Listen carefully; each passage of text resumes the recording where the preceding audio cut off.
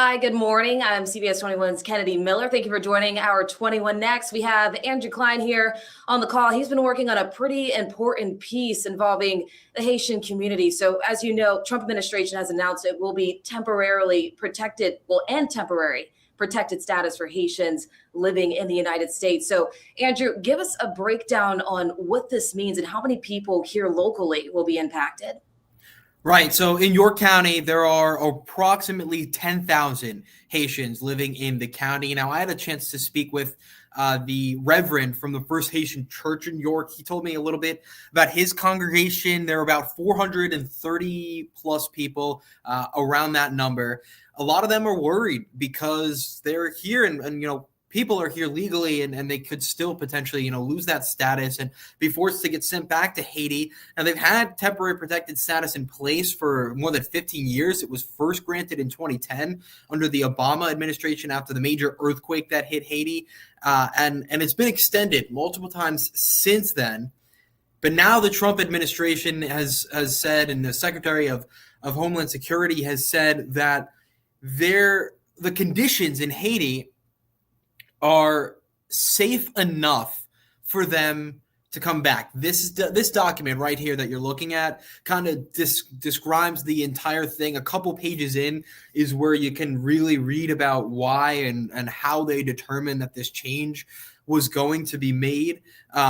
What I'm reading in front of me, they determined that there are no extraordinary or temporary conditions in Haiti that prevent Haitian nationals or aliens having no nationality who last habitually resided in Haiti from returning in safety. And the other part of it is that they said in that same document that termination of protected status in Haiti is required because it's contrary to national interest of the United States to permit Haitian nationals or aliens having no nationality who last habitually resided in the United States or in Haiti, to temporarily remain in the United States. So they are saying it is now contrary to United States national interest to keep this, more than just the fact that it's not safe in Haiti, so we're going to allow them to stay here. And Andrew, just going back to your interview with the Reverend, what would you say stood out to you the most during your conversation with him? There were a couple things that I thought were, that he told me that were pretty important. One of them was he told me, I asked him, one of the things I always ask people when I do interviews like this is I say, if I was, the Trump administration, or if it was a Pennsylvania thing, if I was the governor, whoever, what would you say? What exactly would you tell me? And he said, I would get on my knees and beg. He said, I'll beg him, please let us keep the temporary protected status because we don't want to see all these Haitians have to go back to Haiti. He doesn't know what will happen if that's the case. How will they feed their family? How will they, find housing? How will all these different things that they can't do in Haiti that they're able to do in the United States? And he's worried for a number of these people because of that. He also said Haitians love America. He said they love being here. They want to be here. They want to spread the gospel and bring the gospel to Haiti. So that relationship, it's very real. And the citizens are the ones who make it so real. And Andrew, is there anything that, people here in our community should know as we move closer and closer to this 2026 deadline?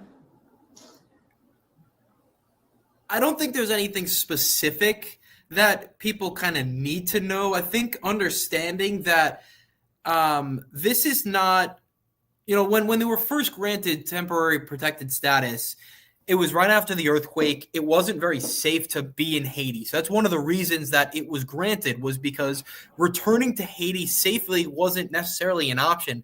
And the wording here is that it's not 100% safe. They're not, these people that might be forced to go back to Haiti are not going to go to a perfect situation.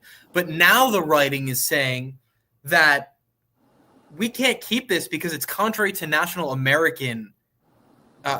interest of the United States, more than it is about protecting Haitians. It's about the interest of the United States. So that's kind of where things have shifted, I guess, in terms of how I've been reading this and understanding everything throughout these documents. I'm always curious to know the motivation behind these stories. I know we work on a lot of special reports, a lot of different pieces. So tell us kind of what motivated you to work on this particular story here. Yeah, I mean, it's we see these different things that the president and his administration are doing kind of every single day. And I think a lot of people, if they read a national news story, an AP, CBS National, it's not locally focused at all. And I think people kind of forget that there are almost 10,000 Haitians living in your county. This is going to impact people right in your neighborhood. If you live in York County, if you live in Lancaster County, it's going to be impacting, again, your neighbors, Dauphin County, your neighbors. So these are very real people that live, these are probably people that you don't even know are Haitian at times, or people that you don't even understand could be at risk of these things. So I think localizing something that the president says will impact millions of people across the country, and taking that number and saying, this is what's going to impact my backyard. This is what's going to impact my community. So I think it was important to speak to the Reverend in here. Are people worried? Are people, anticipating this? And another thing that's super interesting, the Reverend used to actually be a fan of President Trump. He told me he wanted him to be president at one point, and then this all took a major, major turn. And it's hard for him to kind of face a community and have to say, like, these things are possible and at risk, and you just have to continue living your life, because there's no other option. You can't always hide in fear. You've got to keep living your life no matter what's going on. But to answer your question more specifically, keeping it local, because we see these different things that the administration is doing every single day. And I think people might think it's going to impact millions, but they never think about who those millions are. And speaking with the Reverend kind of gave me an opportunity to hear who these people really, really are, who this is really going to impact on the front lines. And mentions thousands of families here being impacted. So are there any resources for these families, facing this uncertainty? As far as I'm aware, I'm not sure. That's an answer we can try to figure out for a little while. But when I spoke to the Reverend, he was very open about his community, about the people that come to him. If you live in York, I would advise you, go speak to him. He is going to tell you how things really are. And sometimes it's hard to hear, just live your life. You can't constantly live in fear, but sometimes we kind of need that reminder that, the sun's going to go up in the morning and it's going to come down at night, and it's going to go up in the morning and it's going to come back down at night. And we just kind of have to keep doing what we can to get ourselves through these situations. Don't necessarily have to live in fear, but if you are afraid, look for people to speak to. The Reverend is certainly a really good one. And I only spoke to him for, 25 minutes earlier today doing our interview, and that will come up later tonight at 5 and 6 and CBS 21 News, of course. And, speaking to real people who you feel might have your back, he's definitely one of them. So find that community that you feel can help you, A, and B, have your back, because if somebody has your back, it's a lot easier to keep moving forward through a tough situation. Yeah, I agree. And I don't want to, ruin too much. I know this full story is airing later on this evening, but is there a big takeaway that you want our viewers, take away from after they watch this story? Anything else that you want to let them know before they tune in tonight? Same thing I said before. Understand that these stories that you see on national news impact people in your backyard every day.